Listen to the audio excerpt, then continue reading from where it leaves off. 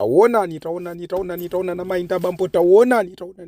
nsikana mukumona payo ndi Katerina ameneyo mamuna mukumonayo ndi Dan Lu ameneyo mnyamata woyimba mnyamata wantetemya mnyamata wantetemya ngati kamphepo kayaziyazi taoneni amenewa koma mtsikanayu ananyamula katundu olemetsa kwambiri katundu otopetsa kwambiri imeneyi ndi stomach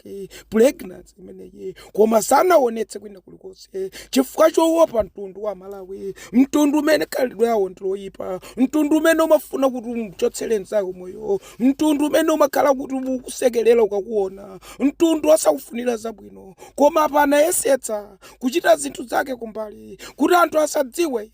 taonani zimene zachitika mpaka na mwana kubadwa anthu asadziwa ngati mmene zinachitikira apa ndiyeti pamene umadzadziwa kunena kuti anthu amatosunga secret taonani katundu wakeyo katundu otopetsa thunthu la katundu anthu akhozoganiza kuti mwina matriplets mwina matwins koma ndi mmodzi ameneyo ananyamula mmodzi ekayo mukhozoona zimene analembazo ziliko anthu awo ngati ngokokomeza koma iye anagwira ntchito yapambana pamodzi ndi mamuna wake kumapita ku sikelo anthu osaonekera kaya amamanganji kaya amabisa kuti ziliko anthu akhozoona ngati chonje zinthu zophweka kwambiri si zinthu zophweka kwambiri kubisa mimba mpaka na anazipangira mwambi mimba sabisa koma ndo uyu anayesetsa nditu kuibisa ameneyo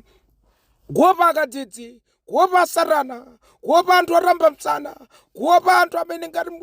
anthu angosekelera pamaso ziliko ine ndine yani kuti ndisapereke mafuno abwino congratulations kwa iwe Katerina komanso congratulations kwa iwe Dan Lu mwagwira ntchito yapambana polera mwene posunga mimba imeneyi musikileti ichi chikhale phunziro kwa anthu ena mtsogolomu tizidzangoona zotayita chifukwa mafuno ngosiyanasiyana ziliko